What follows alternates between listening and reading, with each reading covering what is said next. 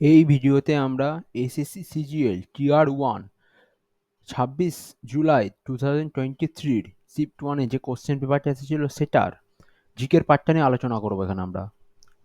এখানে আমার জিআইএস সম্পর্কে আমি অলরেডি আলোচনা করে ফেলেছি, তো ভিডিওটা আমি কোনো কারণে পাবলিশ করতে পারছি না। কিন্তু আজকে আমরা এখানে জিকের পার্টটা নিয়ে শুধু আলোচনা করব। তো দেখে নেওয়া যাক কি আছে।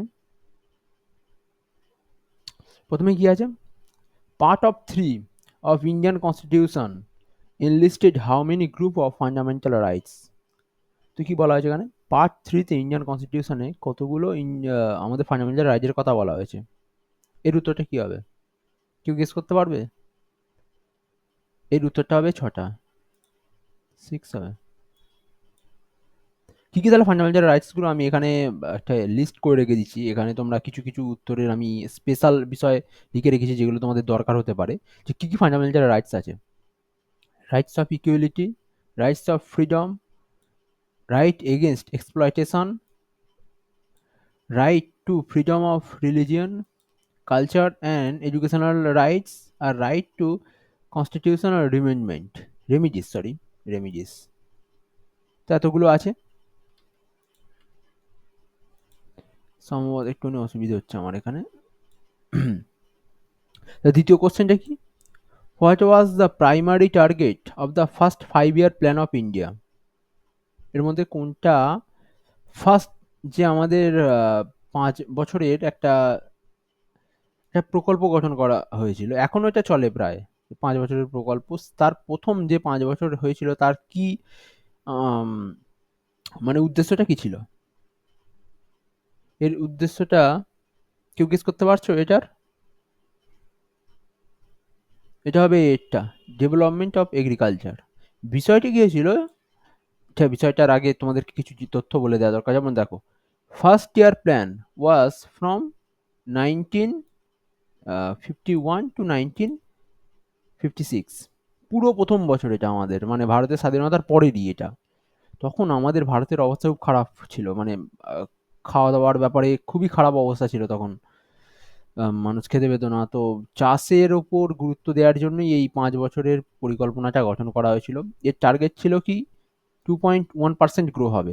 ভাবা হয়েছিল যে আমাদের যে গ্রোথটা হবে সেটা 2.1%, কিন্তু অ্যাকচুয়াল যে গ্রোথটা হয়েছিল দেখা দিয়েছিল সেটা ছিল 3.6%। তো এটা একটা সাকসেস ছিল, কারণ তখন অত উন্নত ব্যবস্থা ছিল না, কিন্তু তবু এই অবস্থাতে এরকম একটা সাকসেস ছিল। তো ভালো ছিল এটা আমাদের জন্য। 27 নম্বর, 28 নম্বর কি আছে, which of the following is the largest lake in India? আমাদের লার্জেস্ট লেক কোনটা? চিল্কা হবে না, কারণ চিল্কা উপর হ্রদ, হ্রদ নয়।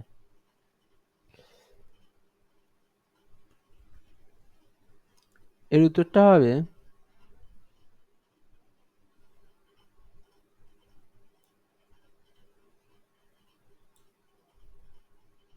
কি উত্তরটা হতে পারে, এর উত্তরটা হবে ভীমনাথ লেক। ভীমনাথ লেক হচ্ছে আমাদের সব থেকে বড় লেক। তো এই সম্পর্কে কি আমরা দেখে নেবো একটুখানি। It is located in Kerala, এটা কেরালায় অবস্থিত ভীমনাথ লেকটা। আর দ্বিতীয় হচ্ছে Kumarakom bird sanctuary is located in the eastern side. ওর কুমারকম একটা বার্ড স্যাংচুয়ারি আছে, সেটা কি ওর ইস্টার্ন সাইডে এটা বিলং করে।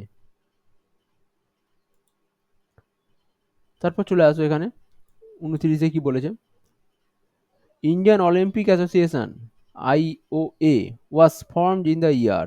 কোন সালে ইন্ডিয়ান মানে অলিম্পিক অ্যাসোসিয়েশন গঠন করা হয়েছিল? এর উত্তরটা হবে সি, 1927 সালে। এ সম্পর্কে কিছু অ্যাডিশনাল জিনিস এখানে দেওয়া আছে। ইট ইজ এ, হ্যাঁ, এটা কি, it is a resign registered as non profit organisation. এটা প্রথম যখন চালু করা ছিল এটা মানে কোনো প্রফিট করার জন্য এটা করা হয়নি। আর দ্বিতীয়ত যেটা মেন ইম্পর্টেন্ট, আমাদের অলিম্পিক অ্যাসোসিয়েশন কি কত হয়েছে, 1927 হয়েছে, কিন্তু আমাদের অলিম্পিক যে ফার্স্ট খেলেছিল এটা ছিল 1900 সালে। মানে 1900 সালেই আমাদের কিন্তু তখন থেকে অলিম্পিক খেলতে চালু করেছিল ভারতীয়রা, অলিম্পিকে যেত। তারপরে 30 আসা যাক। Which of the following statement is false, এর মধ্যে কোনটা false? Histidine is essential alpha amino acid and works towards growth and tissue repair. এক, histidine plays an important role in growth, repair, and damages tissue and making of blood and cells. এর মধ্যে কোনটা ভুল statement দেখেছো? বলেছে কি false statement কোনটা? মানে এগুলো সব কিন্তু ঠিক অ্যাকচুয়ালি, যেগুলো আমি বলছি এতক্ষণ ধরে। তারপরে কি আছে? Valine is a non-essential amino acid and is synthesized in the human body. আর বলে লাভ নেই, কারণ এর উত্তরটা হবে এটা। কেন? দেখে না এখানে কেন। Our body can not produce essential amino acid. প্রথম কথা, এখানে যে অ্যামিনো অ্যাসিডের কথা বলা হচ্ছে, দেখুন এখানে non essential amino acid, essential amino acid দু ধরনের হয়।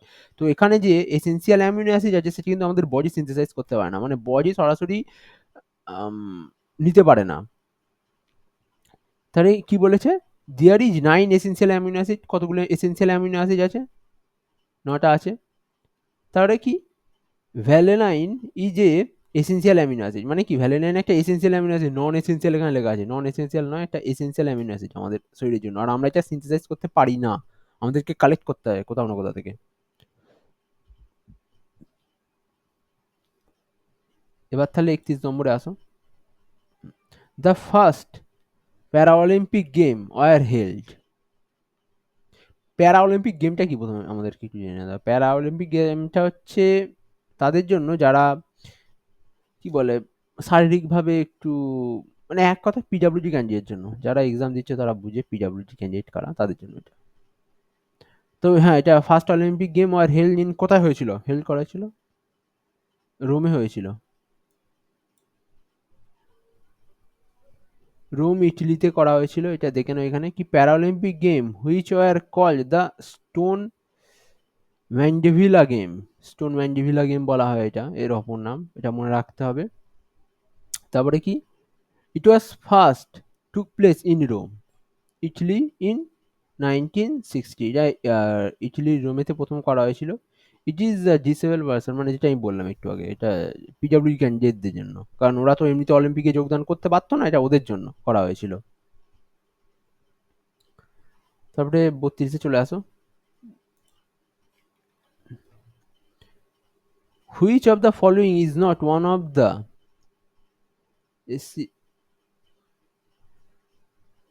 Scheduled public sector bank in India. এর মধ্যে কোনটা পাবলিক সেক্টর ব্যাংক নয় আমাদেরকে বলতে হবে। Canada, Canada bank, UCO bank, Indian overseas bank, না Bandhan bank. Is not a public bank, মানে ব্যাল ব্যাংক নয়, মানে কি এটা, এটা হবে পাবলিক ব্যাংক কোনগুলো, যেগুলো গভর্নমেন্টের একটু সাহায্য থাকে, গভর্নমেন্টের হস্তক্ষেপ থাকে, যেখানে সরাসরি গভর্নমেন্ট যেখানে কিছুটা হলে অনেকটাই ইনভলভ থাকে। তাহলে এগুলো তাহলে কি প্রাইভেট সেক্টর ব্যাংক, তার মানে কোনটা? এখানে কি বলেছে নট পাবলিক সেক্টর, মানে কোনটা তাহলে প্রাইভেট সেক্টর? এর উত্তরটা হবে এটা, বন্ধন ব্যাংক। বন্ধন ব্যাংক একটা প্রাইভেট ব্যাংক, পাবলিক ব্যাংক নয়। এর সম্পর্কে তাহলে কি কিছু দেখে নিই আমরা, কি আছে। Bandhan bank is not a private sector bank. Okay, তো এর সম্পর্কে আমি খুব একটা আর কিছু দিইনি, কারণ এটা লোকে জানে, যারা বন্ধন ব্যাংক ইউজ করে তারা জানে। আর এরা এই জন্য একটু ইন্টারেস্ট রেটও ভালো হয়, এদের কাজকর্মগুলো দেখবে এফিসিয়েন্সি থাকে। এরা, তুমি নর্মালি এই জন্য অনেক সময় এদের ক্রেডিট কার্ড বা ডেবিট কার্ড আমরা বেশি নিই, কারণ কি এগুলো খুব অ্যাক্টিভ থাকে।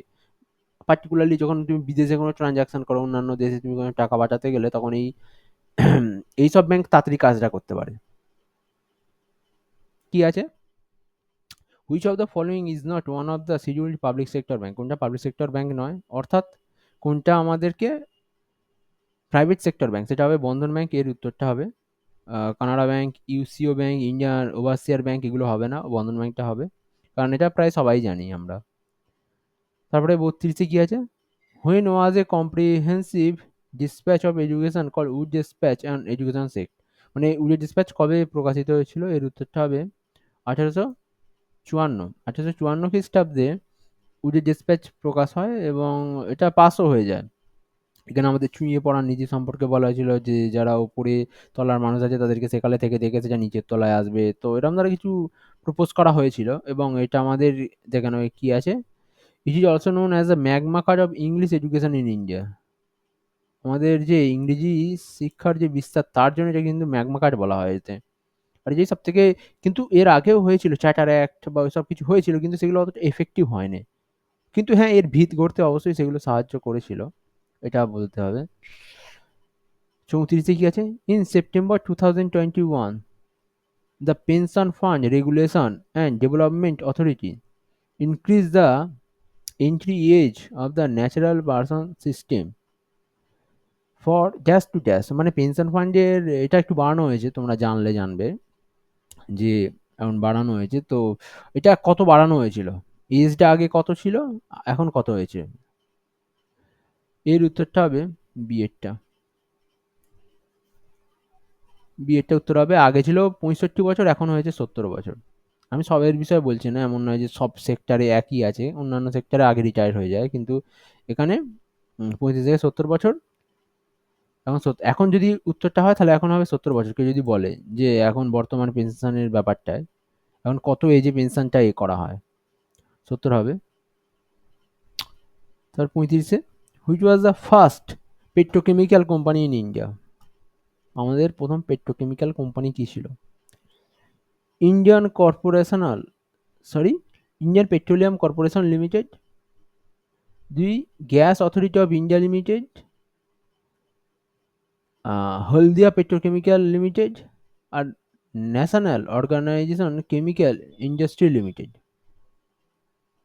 এর উত্তরটা হবে প্রথমেরটা, ইন্ডিয়া পেট্রোকেমিক্যাল কর্পোরেশন লিমিটেড।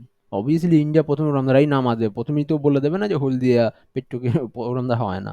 প্রথম যে করে আমরা সেগুলো প্রথমত নাম ভালো দিয়ে দেওয়ার চেষ্টা করি। যাই হোক, এটা ইম্পর্টেন্ট কি আছে এখানে, এটা স্টেবিলাইজ হয়েছিল 1965, সরি 69-এ।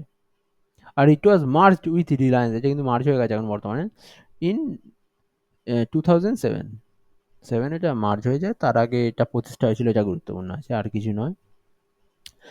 তারপরে 36 গেছে, in January 2023 union minister of education, skill development and entrepreneurship Dharmendra Pradhan, along with the Ministry of Railway, Communication, Electronics and Information Technology, Ashwini uh, Vaishnavi, successfully tested Bharwes, a made in India mobile operating system developed by, মানে আমাদের যে তোমরা Ashwini, sorry এখানটা একটু উচ্চারণ করতে আমার অসুবিধা হচ্ছে, আশ্বিনী আহ, বৈষ্ণব, আশ্বিনী বৈষ্ণব আমাদের যিনি টেলিকমিউনিকেশন সেক্টরে যিনি হেড, ওনার সাথে এই যে আমাদের স্কিল ডেভেলপমেন্টে যিনি হেড আছেন ধর্মেন্দ্র প্রধান, উনি এটা মিললে আমাদের, তোমরা শুনে থাকবে যা যে ব্রহ্মোস বলে আমাদের, সরি ভারওয়েজ বলে একটা সিস্টেম তৈরি করা হয়েছে, কিন্তু কেউ এটা একসেপ্ট মনে হয় না করবে। গুগলই এখন চলছে যে এটা কারা তৈরি করেছিল, এটা হচ্ছে আমাদের কাছে বেশি গুরুত্বপূর্ণ বিষয়। কি কি আছে, IIT Kanpur, IIT Madras, IIT Mumbai, IIT Kharagpur, আমাদের 4টে আইআইটি আছে। তো কি এটা করেছিল, কেউ গেস করো? এর উত্তরটা হবে আইআইটি মাদ্রাস। আইআইটি মাদ্রাস, সেখানে কিছু দেওয়া আছে কি? It provisionally made native over air update, বলে একটা সিস্টেম এখানে আপলোড করা হয়েছিল, যেখানে কিছু আপডেট সম্পর্কে কিছু একটা তথ্য আছে, সেটা তো তোমরা কেউ যদি ডিটেলসে দেখতে চাও উইকিপিডিয়া জানতে পারো, কিন্তু এখানে সফটওয়্যারটা কি দেওয়া ছিল, native over the air update, এটা ছিল, যে তোমরা মনে রাখবে। It design to use the government device, মানে গভর্নমেন্ট ডিভাইসকে অনেক সময় হ্যাক হয়ে যায় না, মানে গুগল বা ওইসব, এর থেকে ভালো নিজেদের তৈরি করে রেখে দেওয়া, এই জন্য এটা তৈরি করা হয়েছে।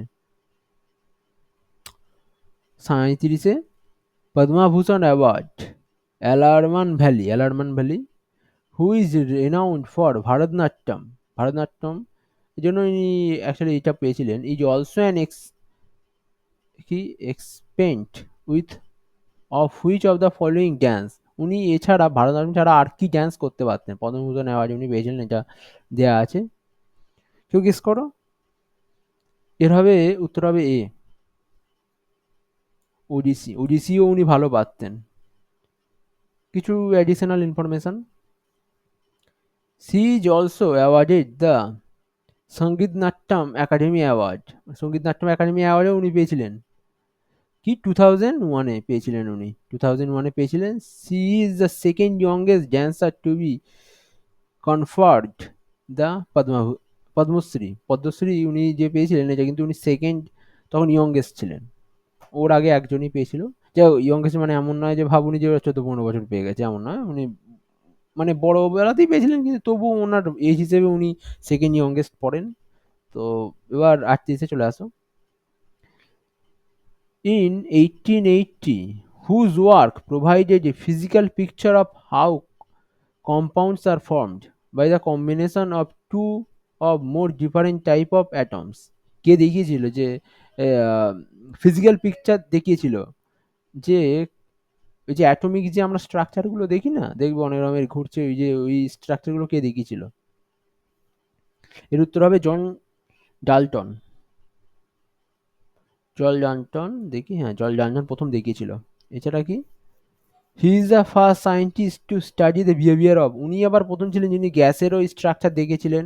এছাড়া উনি আমাদেরকে 3D-র মাধ্যমে দেখিয়েছিলেন, মানে এরম দ্বারা যে 3 ডাইমেনশনে কি করে কি হতে পারে সেই সব বিষয়গুলো উনি দেখিয়েছিলেন।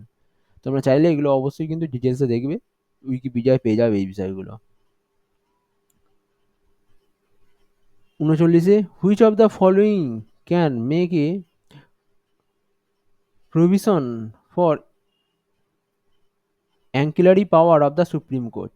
অ্যাঙ্কিলারি পাওয়ার মানে সুপ্রিম কোর্ট ছাড়া আর কার কাছে পাওয়ার আছে টু মেক প্রভিশনস, মানে নিয়ম কানুন বা এসব চেঞ্জ করার ক্ষেত্রে কার কাছে পাওয়ার আছে সুপ্রিম কোর্ট ছাড়া? এটা হচ্ছে অ্যাঙ্কিলারি মানে হচ্ছে secondary power. Ancillary power, president of India, আমাদের যিনি পিএম আছেন ওনার হাতে। ল কমিশন অফ ইন্ডিয়া, আমাদের যারা ল তৈরি করেন তাদের হাতে। Ministry of law and justice, মানে ওনাদের সব এক একটা আলাদা আলাদা থাকে। তো মিনিস্ট্রি অফ ল অ্যান্ড জাস্টিসের কাছে, না পার্লামেন্ট অফ ইন্ডিয়া? কেউ গেস করো, দেখো উত্তর দেওয়ার চেষ্টা করো কমেন্টে। দেওয়া হয়ে গেছে। এর উত্তর হবে পার্লামেন্ট অফ ইন্ডিয়া। পার্লামেন্টই একমাত্র করে, কারণ আমাদের যিনি তৈরি করেছিলেন উনি কখনোই চাইবেন না যে কোনো একটা কয়েকটা পিপলের কাছে পাওয়ারটা চলে যাক। যেমন ল কমিশন অফ ইন্ডিয়া, এনারা ইলেক্টেড হয় না, এনারা সবসময় এখানে এনাদের জায়গাতেই থাকে। তো এই রামধারা যদি কোনো ব্যক্তির হাতে পাওয়ার দিয়ে দেয়, তাহলে সে তাহলে এটাকে নিজের এতে ব্যবহার করতে পারে তারা। এই জন্য পার্লামেন্ট, কারণ পার্লামেন্টে যারা হয় তারা পিএম, তারা চেঞ্জ হতে পারে, মানুষ তাদেরকে ভোট দিয়ে করে। এই জন্য কখনোই উনি এদের এদের হাতে দেননি। তাহলে এখানে কি উত্তর হবে? মানে কিছু অ্যাডিশনাল ইনফরমেশন কি দেওয়া আছে? হ্যাঁ, আমি লিখে রেখেছি। অ্যাঙ্কেলারি হচ্ছে সেকেন্ডারি পাওয়ার, যেটা আমি বললাম। আর article 140 of the constitution refer to the ancillary power of the supreme court. Supreme কোর্টের এই সেকেন্ড পার্টটা এই আর্টিকেল 40-এ দেওয়া আছে, এটা একটু জেনে রাখতে হবে খালি। এবার 40 নম্বরে আসো। Aruna Sairam, T M. Krishnan and Gayathri Girish are associated with which of the music, কোন মিউজিকের সাথে এরা জড়িত আছে? কেউ গেস করতে পারবে এটা? কার্নেটিক মিউজিক। কার্নেটিক মিউজিক, উত্তর হবে কার্নেটিক মিউজিক। কি তাহলে কার্নেটিক মিউজিকটা? Carnatic music is a classical music from the origin in the south India. South India এটা কার্নেটিক মিউজিকটা একটা ক্লাসিক্যাল মিউজিক। ক্লাসিক্যাল মিউজিক মানে কি, যেটা আগে থেকে চলে আসছে, মানে নর্মাল, যেমন রবীন্দ্রনাথের গান আমাদের এখানে, এটা হচ্ছে ক্লাসিক্যাল মিউজিক। অন্যান্য গানগুলো পরে এসেছে। তারপরে কি, lyric are usually in Telugu, Tamil, Kannada and Sanskrit, এই তিনটেতে হয়। সংস্কৃত। এবার আমরা এখানে 41-এ কি আছে, which edition of India international trade fair took place in the ইয়ার 2021? কত নম্বর ছিল 2021-এ যে ইন্ডিয়া ইন্টারন্যাশনাল ট্রেড ফেয়ার হয়েছিল, এটা কত নম্বর? 40, 39, 38 আর 41। কেউ গেস করবে? দেখো দেওয়ার চেষ্টা করো এখানে, কারণ এগুলো তো ইম্পর্টেন্ট, এগুলো খুব। আর হ্যাঁ, তোমরা এইটা মনে রেখেও কিন্তু অন্যান্যগুলো করতে হবে। যেমন আমি যদি ধরে নাও একচল্লিশ 21টা মনে রাখলাম, তাহলে আমি বলতে পারি যে এখন 2024, 2024 সালে কত নম্বর হতে পারে, এগুলো বলতেই পারি। এর উত্তর হবে 40। তাহলে আমরা যদি এখন দেখি তাহলে এখন কত হবে, 24 যদি 24-এ হয় তাহলে সেটা হবে 23 নম্বর, এরকম দ্বারা হিসেব করতে পারি আমরা। সেই জন্য এটা ইম্পর্টেন্ট। তো এখানে কি দেয়া আছে, দ্য থিম অফ, এর থিমটা কি ছিল, এই যে 40 নম্বর করা হয়েছিল এর থিমটা কি ছিল, আত্মনির্ভর ভারত। তোমরা শুনে থাকবে আত্মনির্ভর ভারত, এই কথাটা তখনই হয়েছিল, আত্মনির্ভর ভারতের ব্যাপারটা, আত্মনির্ভর ভারত। আর কি, the first IITF was held in 1980, 1980-তে প্রথম হেল্ড করা হয়েছিল, 1980-তে, in November at Pragati museum, New Delhi. New দিল্লিতে প্রগতি মিউজিয়াম আছে, ওখানে এটা করা হয়, অন্য জায়গায় করা হয় না বেসিক্যালি। তো ওখানেই করা হয়, এটা ওখানেই প্রথম করা হয়েছিল। এবার 42-এরটায়, Kathak is found in the three district from called gharanas. Kathak ওই গানটা যে মানে সরি ডান্সটার, এটাকে কি ঘরানা বলা হয়, তিনটে ডিভিশন আছে, name after the সিটিজ where the Kathak dance traditionally evolve, মানে যেখান থেকে কত্থক ডান্সটা উঠে এসেছে সেই নাম অনুযায়ী কত্থককে বলা হয়। মানে কত্থকটা যে ডিস্ট্রিক্ট থেকে, যেমন ধরে নিই জয়পুর, জয়পুর থেকে তো জয়পুর ঘরানা, এরম দ্বারা ব্যাপার। Tradition evolve name those three category, মানে সরি সিটিজ, যে তিনটে শহর থেকে কত্থক ডান্সটা উঠে এসেছে সেই তিনটে এর নাম বলতে বলেছে। দেখো কেউ গেস করো, কমেন্ট করো, দেখো গেসে লেখো তোমরা। এর উত্তরটা হবে এক, জয়পুর, বেনারস অ্যান্ড লখনৌ। মানে জয়পুর ঘরানা, বেনারস ঘরানা আর লখনৌ ঘরানা। এর কি অ্যাডিশনাল কি জানার আছে, the term Kathak came from the কথা, হুইচ মিনস কি টেল। দেখে না প্রথমের এটা, কত্থক মানে হচ্ছে অ্যাকচুয়ালি কথা, কথা থেকে কত্থক এসেছে, এবং এর মানে কি গল্প, গল্পের ব্যাপার আছে এখানে, কি dance tell the story of god Krishna, মানে আমাদের যে লর্ড কৃষ্ণা আছে ওনার সম্পর্কে কি গান এখানে গাওয়া হয়। 43-এ, in 2021, which financial institute entered into collaboration with Google India PVT মানে Private Limited for the pi- piloting a social impact lending program, which financially associated to 1 crore and su- subsidi- subsidized interest rate. ওকে, তো একটা 1 কোটি টাকার একটা চালু করে হয়েছিল programme, একটা পার্টনারশিপে গেছিল, যে ইন্ডিয়ান আমাদের ফাইন্যান্সিয়াল ইনস্টিটিউট কিন্তু কোলাবোরেশন ইন্ডিয়ান গভর্নমেন্ট পিভিটি লিমিটেডের সাথে, সরি গুগল ইন্ডিয়া পিভিটি লিমিটেডের সাথে, সেটা কে ছিল এদের মধ্যে, কোন ইনস্টিটিউটটা ছিল। উত্তরটা হবে 4, এসআইডিবি, এসআইডিবিআই। এর সম্পর্কে কি লেখা আছে আমার, SIDBI sorry small industry development bank of India, এটা ছিল নামটা, এসআইজিবিআই। এটা কারা তাহলে গুগল ইন্ডিয়া পিভিজি লিমিটেডের সাথে একটা প্যাক্ট সাইন করেছিল, 1 কোটি টাকা, small industry development bank of India. আর হেডকোয়ার্টার কি লখনৌয়ে আছে, এটা লখনৌয়ে আছে হেডকোয়ার্টার, এই মানে আমাদের এসআইজিবিআই এর, লখনৌ। আর কি ফাউন্ড ইন 2 এপ্রিল সরি 1990, 1990 এটা ফাউন্ড করা হয়েছিল এটা। 44, in particular trophic level, how is the standing crops measures? Standing crops মানে এটা ট্রপিক লেভেল, একটা হচ্ছে কি পিরামিড, জানো তো অনেক রকমের পিরামিড হয়, যে খাদ্য লেভেল, শক্তির লেভেল, যে শক্তি 10% যায় এরকম, তাহলে এটা একটা ট্রপিক্যাল লেভেল আছে। সেটা কি মানে এটা তাহলে কিভাবে মেজার্স করা হয় এটা, as biomass, as gross productive, as net productivity, as pyramid of energy, যেটাই পিরামিড অফ এনার্জিটা বললাম, কিন্তু পিরামিড অফ এনার্জিটা এখানে কাজ করবে না, এখানে তাহলে অন্য কিছু উত্তর হবে। এখানে কি উত্তর হবে, বায়োমাস উত্তর হবে এখানে, বায়োমাস। এখানে কি দেওয়া আছে দেখে না একটু, additional information, There is three type of pyramid of numbers: pyramid of biomass and pyramid of energy. An ecological pyramid is a pictorial representation of the relationship between the different organization in the ecosystem, যেটা আমি বললাম এইসব। এখানে হবে বায়োমাসের মাধ্যমে এটা দেখা হয়, কর্প মেজারমেন্ট করা হয়। 45 কি আছে? In the early 19th century, who demonstrate that there are 14 space lattice or regularly repeating arrangement of the point space that different is symmetrical and geometrical. এখানে কি বলেছে, স্পেস সম্পর্কে বলা হয়েছে যে কতগুলো স্পেস, কি করে স্পেস কাজ করে, কতগুলো স্পেস অবস্থান করানো যায় আমাদের এখানে। যারা সায়েন্স নিয়ে খুব ইন্টারেস্ট, মানে যারা এসব সম্পর্কে একটু সায়েন্সের দেখে, তারা কিন্তু এই বিষয়টা অবশ্যই জানবে।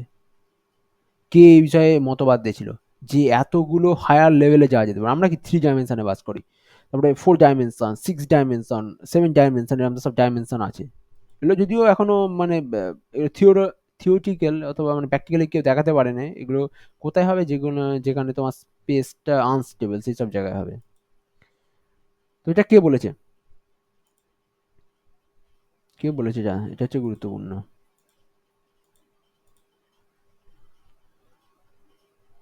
এর উত্তরটা হবে 1, অগাস্টাস ব্রেভিল। তাহলে এই সম্পর্কে কিছু দেখিনি, এখানে কি আছে?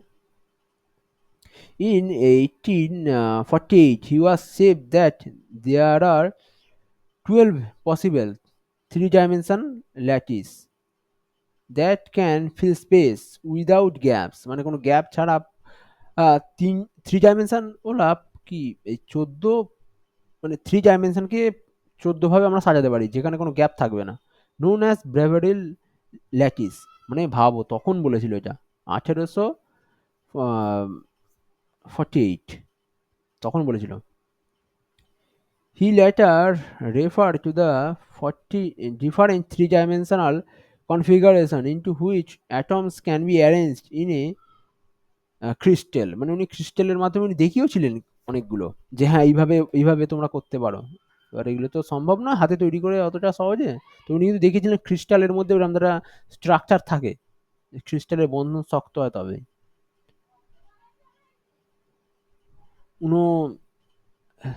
46, Aner Panjhra and Waghur as the tributary of which river, আমি হয়তো উচ্চারণগুলো ভুল করছি এখানে। Aner Panjhra and Waghur tributary of which river, এটা কি হবে? এটা হবে তাপ, তাপি নদীর এগুলো ট্রিবিউটারি রিভার, শাখা নদী। আমরা দেখে নেবো এখানে। Tapi is a central Indian river, it originate in the eastern Satpura range. Satpura থেকে এটা হয়েছিল তাপি। তারপরে এখানে দেখে নাও কি আছে 47-এ, Karsundas Malji and Dadavai Panduranga was associated with dash which work against evil like the caste system and encourage widow marriage। মানে কারসুন্দাস মাজলি অ্যান্ড দাদাভাই পান্ডুরাঙ্গা এরা কার বিরুদ্ধে করেছিল, কোন মানে ইভিল, সোশ্যাল ইভিল বলেছে দেখো। Which of the against evil like the caste system বা এদের সম্পর্ক, এদের বিরুদ্ধে এরা গিয়েছিল। এরা কার সাথে অ্যাসোসিয়েটেড ছিল সেটা আমাদেরকে এখানে জানতে চেয়েছে। পরমহংস মণ্ডলী, আর্য সমাজ, ব্রহ্ম সমাজ আর রামকৃষ্ণ মিশন, কার সাথে যুক্ত ছিল এরা?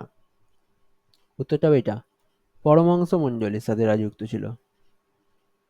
এখানে কি অ্যাডিশনালি আছে দেখো। পরমহংস মণ্ডলী ওয়াজ ফাউন্ড ইন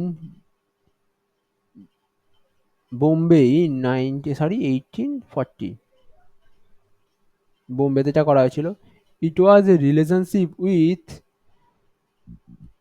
মানব ধর্ম সমাজের সাথে এর কি একটা রিলেশনশিপ ছিল। এবার চলে আসো 48-এ।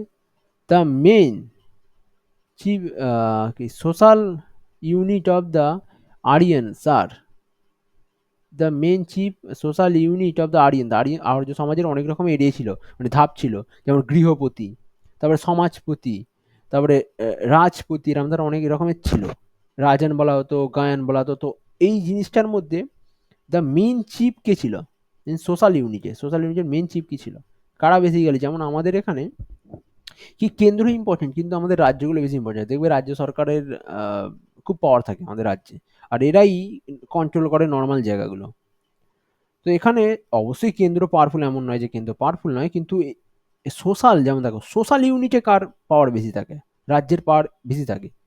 কেন্দ্রের পাওয়ার কখন মিলিটারি বা অন্যান্য অনেক জিনিসে কেন্দ্রে থাকে, কিন্তু যখন আমি সোশ্যাল দেখি নর্মালি একটা নির্দিষ্ট এলাকা, তখন দেখবে সেখানকার পাওয়ার বেশি থাকে, আর যেটা আমরা অনুভবও করি সরাসরি। এর উত্তরটা হবে 4 হবে জেন। কি আছে এখানে দেখে নাও এক্সট্রা। জেন মিন্স ট্রাইব, মানে ট্রাইব যে ছিল না ওখানে, তখন ট্রাইব থাকতো, তো ট্রাইবের প্রভাব বেশি থাকতো। এমন নয় যে তখন রাজা ছিল না, কিন্তু রাজার থেকে কি ট্রাইবের পাওয়ার বেশি থাকতো। এবার চলে আসো 49-এ। Who among the following was the founder of which Bahmani sultanate, who took the title of which Bahman Shah, আমি হয়তো উচ্চারণটা ভুল করছি, Bahman Shah, after his assassination to the throne. মানে কে এখানে রাজা হয়েছিল বাহমান শাহের মৃত্যুর পরে? বাহমান শাহ, উত্তরটা তাহলে কি বলেছে এখানে, কি কি অপশন আছে? মোহাম্মদ সাহা, জি চাই গিয়াউদ্দিন তুগলক সাহা, ধূপ সাহা, আলাউদ্দিন সাহা, সরি হোসেন, আলাউদ্দিন হোসেন হবে এখানে উত্তরটা। এখানে দেখে নাও কি আছে। He was a Turkish officer of the Devagiri. He was also known as Hasan Gang Hasan গাঙ্গু নামে উনি পরিচয় ছিল, এটা কিন্তু মনে রাখতো, হাসান গাঙ্গু। আলাউদ্দিন সাহা পরিচিত ছিল হাসান গাঙ্গু নামে। এবার 85টা করে নিই, আমাদের বাদ বাকিগুলো তো এর পরের ভিডিও হবে। ম্যাচ দ্য কলমস, এটা কি বলেছে? Kerala high sex ratio, sorry মানে এটা হচ্ছে কেরালা, হরিয়ানা আর গোয়া। কি বলেছে? High sex ratio, low sex ratio, high percentage share of urban population. এর উত্তরটা হবে, এখানে দেখো এখানে অনেকগুলো মিল করে দেওয়া আছে, এর উত্তরটা হবে একটা মানে বি বি মানে যে সাজানোই আছে অ্যাকচুয়ালি, আমরাই জাস্ট। কেরালায় কি হাই সেক্স রেশিও আছে, হরিয়ানায় লো সেক্স রেশিও আছে। তো এখানে কিছু এডুকেশনাল আছে। 2021 is the fifth census of India, মানে আমাদের 11 সালের যে সেন্সাসটা ওইটা ছিল 15 নম্বর। The slogan of 2021 census is মানে এটা যে সেন্সাসটা কি, আওয়ার সেন্সাস আওয়ার ফিউচার, এটা ছিল তখনকার, মানে সেটার একটা থিম থাকে না, থিম এটা বলা যেতে পারে। তো এখানেই শেষ হলো আমাদের প্রথম মানে দ্বিতীয় অংশটা, আমাদের যে জিকের পার্টটা। আশা করব ভালো নাও লাগতে পারে, আমি হয়তো এখন ভালো বলতে পারছি না, কারণ আমি তো এটা অতটা প্রফিসিয়েন্সি নয় যতটাই ম্যাথ অথবা অন্যান্য বিষয়ে। তো এখানে আমি ভিডিওটা স্টপ করলাম।